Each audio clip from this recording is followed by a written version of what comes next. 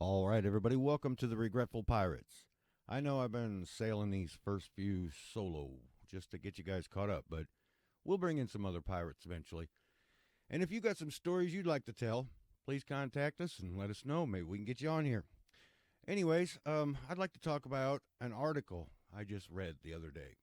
Last month in the Coral magazine, the Bali Aquarium had a nice little article in there, and I found it actually very quite interesting. They were asking, "Oh, what could we have done better? What can we do better for the next time?"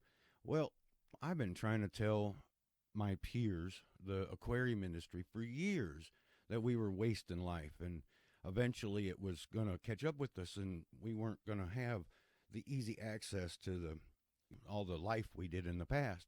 I used an example of a black and a yellow tang. It used to be years ago, a black tang was about $500 and a yellow tang was about $7.99. You could even get a 10 lot for like $69.99. And they treated them different. In the yellow tangs, they would mix them all in the central filtrations with all the other fish, which would give them ick and other diseases. And to offset that, they hit them with copper and formaldehyde and praziquantel and methylene blue and malachite green and a whole bunch of other snake oil they've been using for 40 years. And it's just because they have the fundamental flaw of mixing them all together. They don't care. They just pass the cost on to the final customer. Basically, you lose a little each at each step. The collector loses some. The wholesaler loses a few. The next step in the supply chain, they lose a few, and by the time it gets to the Aquarius, there ain't hardly many left. But the point is, the yellow tangs were cheap, so they treated them differently than the black tangs. A black tang was about $500, and it was very rare, and you didn't sell very many. But when you did, you didn't mix them in your other tanks with all the other fish. You kept them separate. You treated them different. Everybody knew it. Everybody would along the supply chain would keep a black tang separate from a yellow tang. And I warned them years ago that if we keep wasting yellow tangs, they're going to end up being the same price as a black tang. And now that we got Hawaii shut down, a yellow tang is just as much as a black tang. And I bet they keep them separate. I bet they don't mix them all in the same water. And what I really found out is we no longer go by, or I should say, there's a new law that governs nature that supersedes survival of the fittest. And it's called survival of the most expensive or the cutest, however you want to look at it. It basically, everything goes by the value it has to us now, the people. What is it worth to us? And that's how we control, whether we protect it or help them or not. And it no longer matters what it means to nature, only to the value to us. I'll give you another good example. A blue-legged hermit crab and a red-legged hermit crab down in Florida. A blue-legged hermit crab, there's a lot more of them. You find 1,000 to 1. There's hardly any red legs. They're very scarce. They're rare.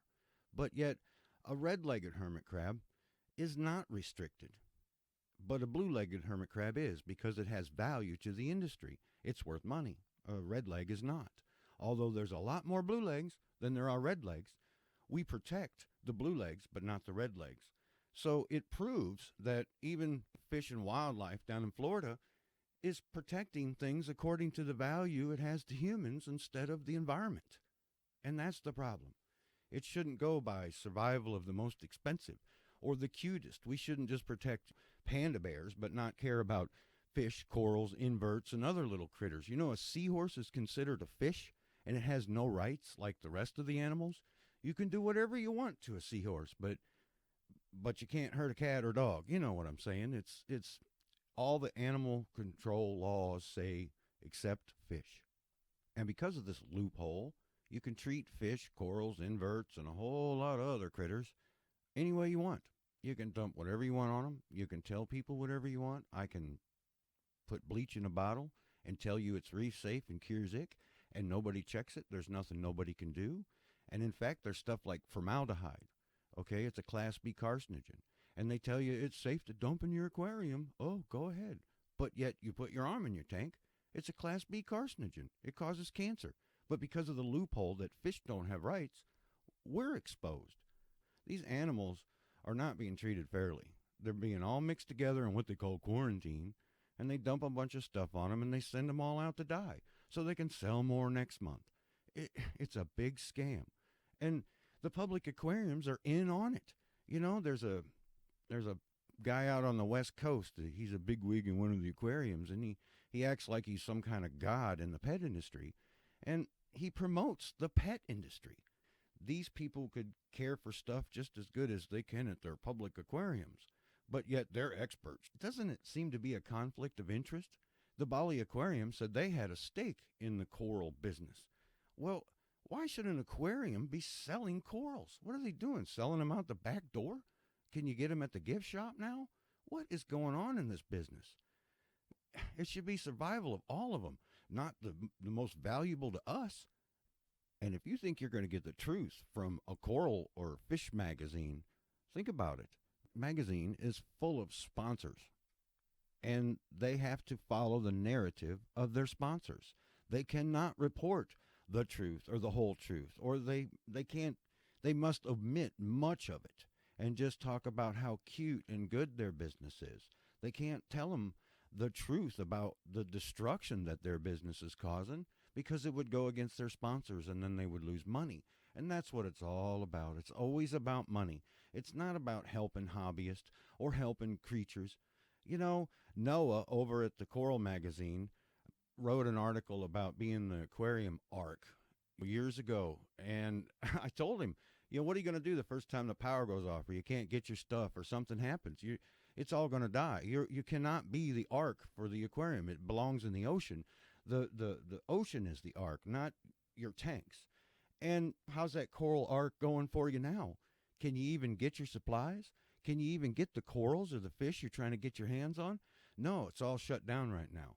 And that's just a good example of, you think you can control nature. You think you can do these things, Nemo, but you just can't. Nature can do them better. So leave them alone. Leave them out there. Stop messing with them. Stop lying to everybody. And let's talk about the truth. Let's talk about taking better care of our animals, or not taking them at all.